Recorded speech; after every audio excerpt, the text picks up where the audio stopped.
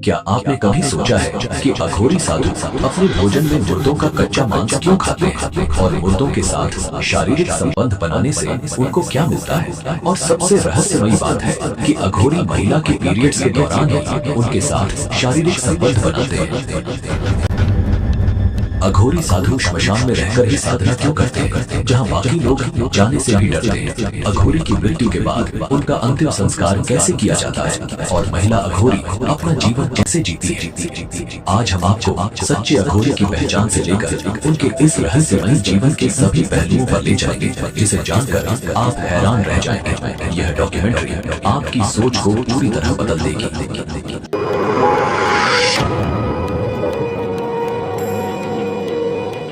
श्मशान की राख से ढके शरीर, हाथों में मानव खोपड़ी और जीवन और मृत्यु के बीच का गहरा संबंध। अघोरी साधु, जिनका जीवन सामान्य साधुओं से बिल्कुल अलग, भयावह और रहस्यमय होता है।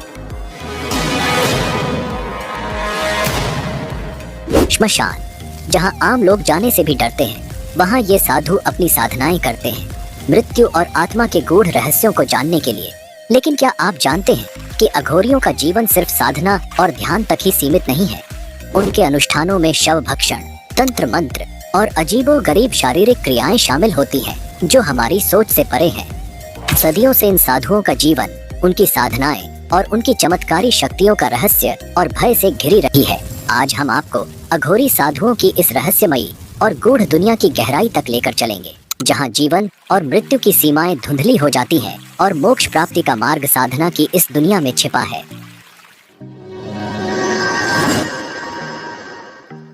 आगे बढ़ने से पहले आपसे एक छोटी सी रिक्वेस्ट है। इस वीडियो को बनाने में हम बहुत समय और मेहनत लगाते हैं ताकि आपको बेहतरीन डॉक्यूमेंट्रीज देखने को मिले। अगर आपको हमारा कंटेंट पसंद आ रहा है तो कृपया हमारे चैनल को सब्सक्राइब करके हमें सपोर्ट करें। आपका एक सब्सक्रिप्शन हमें और भी बेहतर कंटेंट बनाने के लिए प्रेरित करेगा।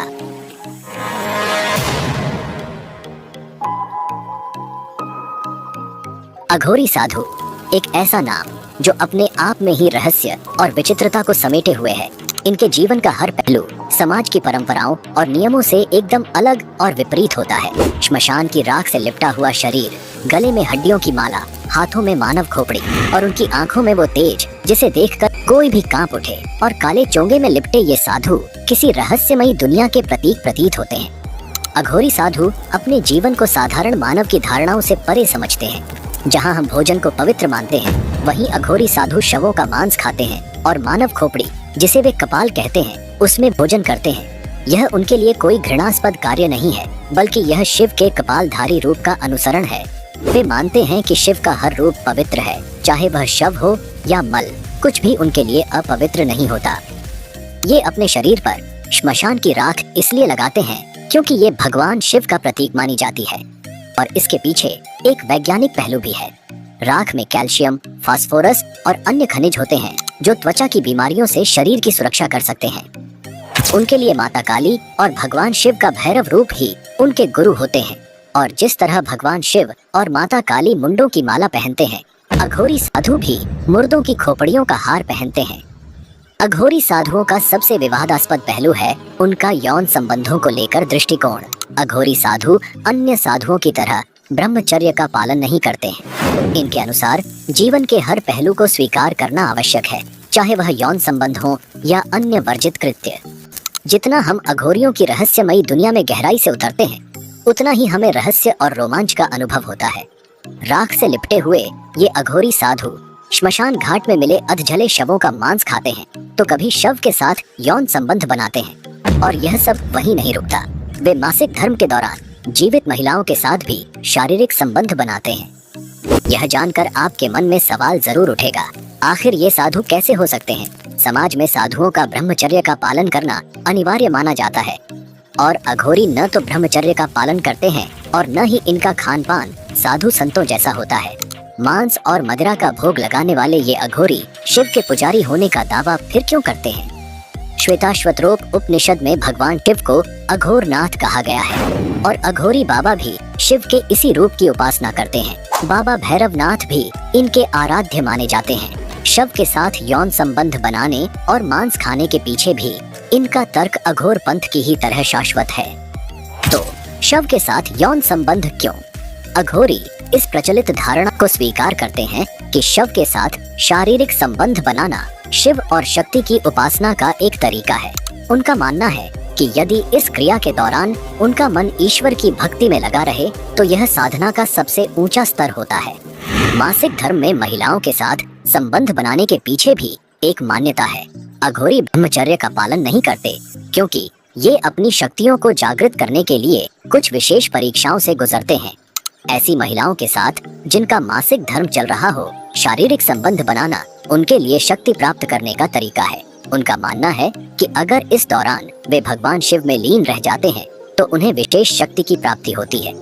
कहा जाता है कि जब अघोरी साधु ढोल मंजीरे और नगाड़ों के बीच शारीरिक संबंध बनाते हैं तब यह उनकी सबसे कठिन शक्ति परीक्षा होती है। अगर इस दौरान वे अपने ध्यान को शिव में स्थिर रख पाते हैं तो वे संपूर्ण रूप से अघोरी माने जाते हैं। यह उनके लिए एक प्रकार से ब्रह्मचर्य का पालन करने जैसा ही होता है, जहां शारीरिक क्रियाओं के बावजूद उनका ध्यान केवल भगवान शिव में केंद्रित रहता है। अघोरी साधु उन चीजों का प्रयोग करते हैं जिन्हें समाज अपवित्र या वर्जित मानता है। उनके लिए मल, मूत्र, शव और अपशिष्ट सामग्री भी साधना के हिस्से हैं। उनका मानना है कि शिव हर चीज में विद्यमान है, चाहे वह कितनी भी घृणित क्यों ना हो। यह अभ्यास उन्हें घृणा और सामाजिक धारणाओं से ऊपर उठने में मदद करता है।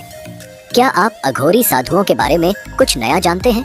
तो कमेंट करके जरूर लिखें। जिसका कमेंट सबसे अच्छा और रोचक होगा उसकी कमेंट पिन की जाएगी। अब अगले चैप्टर में हम विस्तार से बात करेंगे कि अघोरी बनने की यात्रा कहां से शुरू होती है और सच्चे अघोरी की पहचान क्या होती है।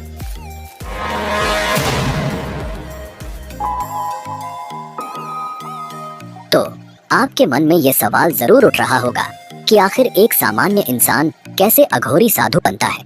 क्या ये सिर्फ साधना का रास्ता है या इसके पीछे कोई गहरा रहस्य छुपा है? आइए आज हम इस बारे में विस्तार से बात करते हैं। अघोरी साधु बनने की प्रक्रिया इतनी सरल नहीं है जितनी दिखती है। ये एक साधारण व्यक्ति की जीवन शैली से पूरी तरह अलग होती है। सबसे पहले अगर कोई अघोरी बनना चाहता है तो उसे अपने जीवन से जुड़े हर मोह माया, रिश्ते नाते और यहाँ तक कि अपनी पहचान को भी छोड़ना पड़ता है। हमारे सनातन धर्म में जन्म से लेकर मृत्यु तक 16 संस्कार बताए गए हैं। जो भी इस संसार में जन्म लेता है उसे एक दिन इस दुनिया से जाना ही पड़ता है और अघोरियों के साथ भी शुरुआत में यही होता है। अगर कोई अघोरी बनना चाहता है तो सबसे पहले उसे जीते जी अपना श्राद्ध या फिर पिंडदान करवाना पड़ता है। इसका मतलब ये कि पूरी दुनिया को ये संदेश देना होगा कि वो जिंदा है, पर अब से उसने हर मोह माया को त्याग दिया है। अब न उसका कोई परिवार है, न कोई घर और न ही अब उसका इस दुनिया में कोई अस्तित्व। यहीं से शुरू होती है एक साधारण इंसान की यात्रा, खुद को अघोरी साधु में बदलने की। अघोरी बनने के लिए कोई उम्र की सीमा नहीं होती। आप 10 साल के हो या 50 साल के, उम्र कोई मायने नहीं रखती। न ही जाति, धर्म, कोई भी पुरुष या महिला अघोरी बन सकता है। और हाँ, आप बिल्कुल सही सुन रहे हैं, महिला भी अघोरी बन सकती है। यह साधना किसी विशेष वर्ग के लिए नहीं, बल्कि उन सभी के लिए है जो संसार के हर बंधन से मुक्त होकर एक नई राह पर चलने के लिए तैयार होते हैं। अघोरी बनने की राह पर सबसे पहला कदम है अपने गुरु की तलाश। यह साधना का सबसे महत्वपूर्ण हिस्सा है। लेकिन अगर आपको कोई मानव गुरु नहीं मिलता तो आप बाबा काल भैरव को अपना गुरु बना सकते हैं, जो काशी के कोतवाल माने जाते हैं। बाबा काल भैरव भगवान शिव के रौद्र रूप, वही आपके मार्गदर्शक और गुरु बन जाते हैं। उनकी साधना करके आपको उन्हें गुरु रूप में स्वीकार करना होता है। और इसके बाद आता है सबसे बड़ा कदम, पिंडदान, यानी खुद को इस संसार से पूरी तरह से मुक्त कर देना। इसका मतलब है कि इस दुनिया में अब आपका कोई अस्तित्व नहीं रहेगा, कोई परिवार नहीं, कोई मोह माया नहीं। अब से आप केवल शिव के साधक हैं। शिष्य का चयन होने के बाद उसे एक गुप्त मंत्र दिया जाता है। यह कोई साधारण मंत्र नहीं होता। इस मंत्र को बिना एक भी दिन छोड़े लगातार 12 साल तक जपना पड़ता है। हाँ, 12 साल तक। जो शिष्य इस मंत्र साधना को पूरी तरह निभा पाता है वही इस कठिन मार्ग पर आगे बढ़ने का हकदार बनता है। अघोरी 3 तरह की साधनाएं करते हैं: श्मशान साधना, शिव साधना और शव साधना। और खास बात यह है कि ये तीनों साधनाएं श्मशान घाट के भीतर ही की जाती हैं। साधना शुरू करने से पहले अघोरी अपने शरीर पर श्मशान की भस्म लपेटते हैं, काला चोंगा धारण करते हैं और फिर शुरू होती है ये रहस्यमयी साधना। पहली है शव साधना। अघोरी तंत्र विद्या के धनी होते हैं और ये साधना रात के अंधेरे में की जाती है। शव को मांस और मदिरा का भोग लगाया जाता है और साधना के चरम पर पहुंचने पर कहा जाता है कि मुर्दा बोल उठता है। ये साधना कामाख्या पीठ, त्र्यंबकेश्वर, उज्जैन और तारापीठ के श्मशानों में की जाती है, जहां केवल अघोरी ही उपस्थित हो सकते हैं। दूसरी साधना है शिव साधना। इसमें अघोरी शव के पास बैठकर मांस और मदिरा का भोग लगाते हैं और फिर शिव की तरह शव पर एक पैर से खड़े हो जाते हैं, जैसे शिव की छाती पर माता पार्वती का पांव रखा गया था। घंटों तक इस साधना के दौरान अघोरी अपनी शक्तियों को बढ़ाते हैं। तीसरी साधना है श्मशान साधना। ये साधना शव और शिव साधना से अलग होती है। इसमें अघोरी मृतक के परिवार को भी शामिल करते हैं। शव की जगह शव पीठ की पूजा की जाती है। प्रसाद के रूप में मांस और शराब की जगह दूध से बना मावा चढ़ाया जाता है। अब जानते हैं असली अघोरी साधु की पहचान कैसे करें। असली अघोरी साधु की पहचान करना इतना आसान नहीं होता। वे साधारण साधुओं की तरह दिख सकते हैं, लेकिन उनकी जीवन शैली और साधनाएं बहुत गहरी और रहस्यमयी होती हैं। अघोर विद्या के जानकार मानते हैं कि असली अघोरी कभी आम दुनिया में सक्रिय नहीं होते। अगर वे समाज में रहते भी हैं तो दिखावा नहीं करते। वे सिर्फ अपनी साधना में लीन रहते हैं। अगर कोई अघोरी आपसे पैसे मांगता है तो समझिए वह सच्चा अघोरी नहीं हो सकता, क्योंकि असली अघोरी कभी किसी से कुछ मांगते नहीं हैं। कलयुग में कोई भी राख लगाकर, काले कपड़े पहनकर और खोपड़ी लेकर अघोरी जैसा दिख सकता है, लेकिन असली पहचान उनके साधना में होती है। जहाँ पैसे का खेल हो वहाँ से दूर रहना ही बेहतर है। पैसा इंसानों ने बनाया है, भगवान को इसकी जरूरत नहीं होती। अघोरियों के बारे में कहा जाता है कि वे बाहर से रूखे दिख सकते हैं, लेकिन भीतर उनके जन कल्याण की भावना छुपी होती है। अगर किसी पर उनकी कृपा हो जाए तो वे अपनी सिद्धियों का फल देने में भी पीछे नहीं हटते, और अगर कोई उन्हें पसंद आ जाए तो वे उसे अपनी तंत्र विद्या सिखाने को भी तैयार हो जाते हैं। लेकिन ध्यान रहे, उनका क्रोध बेहद प्रचंड होता है। मनोज ठक्कर, जिन्होंने अघोरी अ बायोग्राफिकल नॉवल लिखी है, बताते हैं कि अघोरी बेहद सरल स्वभाव के होते हैं और प्रकृति के साथ रहना पसंद करते हैं। वे किसी से कोई मांग नहीं करते, न ही वे किसी से पैसे लेते हैं। उनका जीवन हर किसी के कल्याण के लिए प्रार्थना करने में समर्पित होता है। अघोरी हर चीज को ईश्वर के अंश के रूप में देखते हैं। वह न तो किसी से नफरत करते हैं और न ही किसी चीज को अस्वीकार करते हैं। इसी कारण वे इंसानी और जानवरों के मांस में कोई भेदभाव नहीं करते। जानवरों की बलि उनकी पूजा पद्धति का एक महत्वपूर्ण हिस्सा है। और हाँ, वे गांजा पीते हैं, लेकिन नशे में भी उन्हें अपने बारे में पूरी तरह से होश रहता है। उनकी साधना और उनका जीवन हर पहलू में शिव से जुड़ा होता है।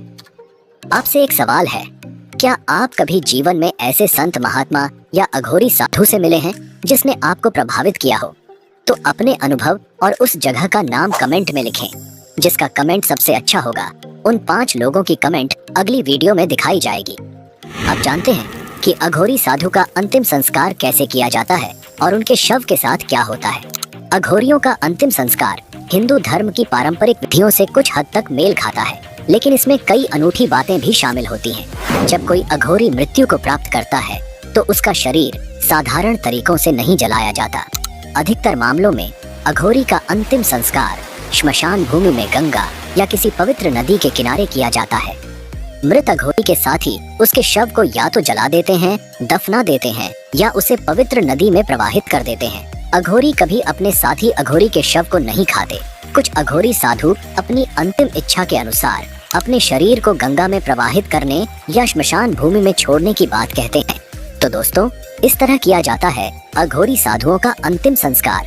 उनके जीवन की तरह ही उनका अंतिम संस्कार भी अनोखा और रहस्यमयी होता है। अगले चैप्टर में हम जानेंगे कि अघोरी का मूल इतिहास कहां से है, भारत का प्रथम अघोरी कौन था और अघोरी का असली मतलब क्या होता है।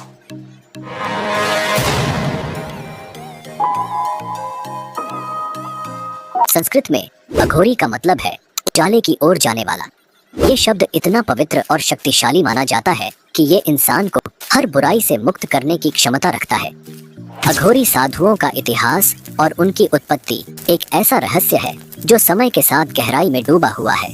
इनका संबंध उन प्राचीन तांत्रिक परंपराओं से है जो सदियों से अपने आप में अद्वितीय और रहस्यमयी मानी जाती हैं।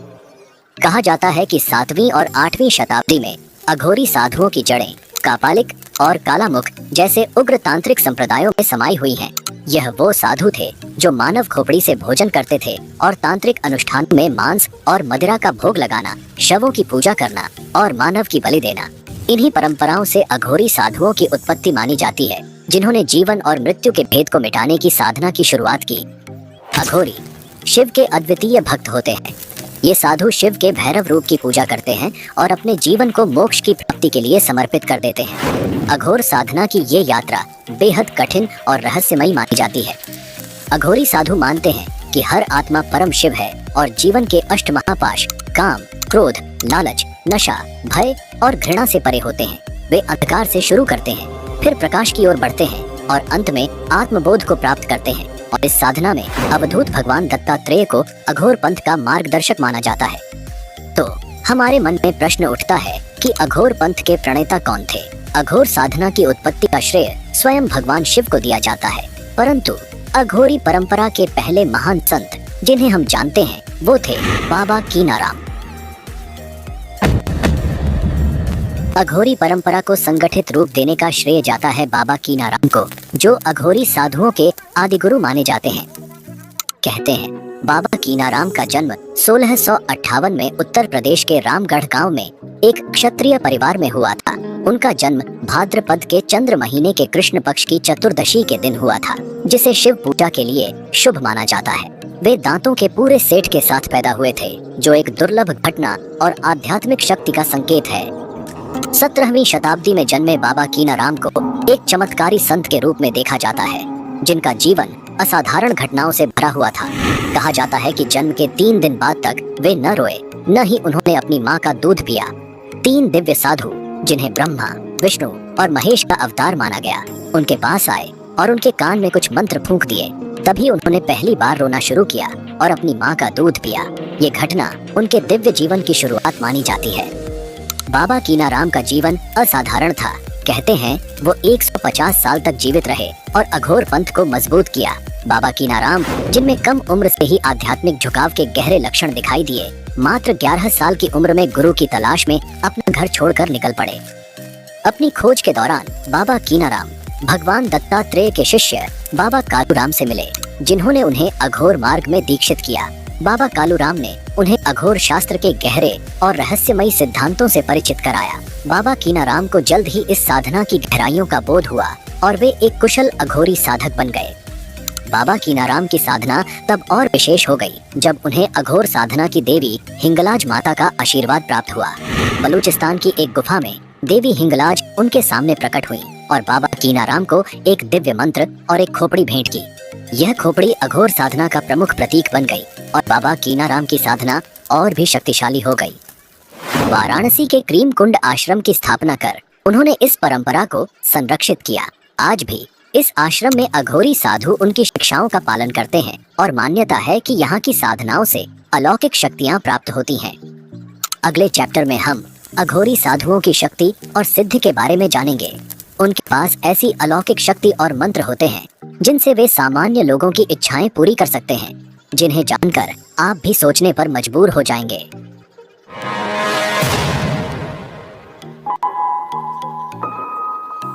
अघोरी साधुओं की साधनाएं और तंत्र मंत्र उन्हें कई प्रकार की अलौकिक शक्तियां प्रदान करती हैं। ये शक्तियां, जिन्हें सिद्धियां कहा जाता है, अघोरी साधुओं को अद्वितीय बनाती हैं।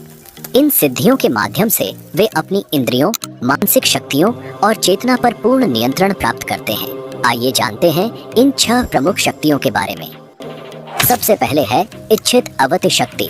यह शक्ति अघोरी साधुओं को दूसरों की इच्छाओं को पूर्ण करने की क्षमता देती है। यह वरदान देने की शक्ति उन्हें अद्वितीय बनाती है, चाहे वह धन की इच्छा हो या शांति की। इस शक्ति से वे दूसरों की मनोकामनाएं पूरी कर सकते हैं। दूसरी है याचन शक्ति। यह शक्ति अघोरी साधु को अपनी खुद की इच्छाओं को पूरा करने में सक्षम बनाती है। इसके माध्यम से वे अपनी भौतिक और आध्यात्मिक इच्छाओं की पूर्ति कर सकते हैं, चाहे वो किसी भी वस्तु या स्थिति से संबंधित हो। तीसरी शक्ति है श्रवण शक्ति। यह शक्ति साधु को सूक्ष्म और अदृश्य ध्वनियों को सुनने की क्षमता देती है। इस शक्ति से वे देवताओं, आत्माओं और अदृश्य शक्तियों से संवाद कर सकते हैं और इनसे निर्देश प्राप्त कर सकते हैं। अघोरी साधुओं की चौथी शक्ति है क्रिया शक्ति। यह उन्हें निरंतर सक्रिय और साधनारत बनाए रखती है। इस शक्ति से साधक शारीरिक और मानसिक रूप से तंत्र क्रियाओं में लीन रहते हैं और बिना थके अपनी साधनाओं को पूरा कर सकते हैं। 5वीं शक्ति है प्रवेश अवति शक्ति। यह शक्ति अघोरी साधु को त्रिकालदर्शी बना देती है, जिससे वे भूत, वर्तमान और भविष्य की घटनाओं को देख सकते हैं। यह उन्हें दिव्य ज्ञान और भविष्यवाणी करने की क्षमता प्रदान करती है। अंत में स्वाम्यर्थ शक्ति। यह शक्ति अघोरी साधु को अपने मन, शरीर और इंद्रियों पर पूर्ण नियंत्रण देती है। इस शक्ति से वे अपने मन को किसी भी स्थिति में स्थिर रख सकते हैं और सभी प्रकार की इच्छाओं पर विजय प्राप्त कर सकते हैं। ये 6 शक्तियाँ अघोरी साधुओं को साधारण मानव से परे ले जाती हैं और इन्हीं शक्तियों के माध्यम से वे जीवन और मृत्यु के भेद से ऊपर उठ जाते हैं। अगले चैप्टर में हम जानेंगे कि अघोरी साधु अपनी साधनाओं के लिए भारत में किन स्थानों को सबसे अधिक महत्व देते हैं, कौन से तांत्रिक पीठ उनके लिए सबसे पवित्र माने जाते हैं और किन स्थलों पर अघोरी साधु अपनी गहन साधनाएं करते हैं।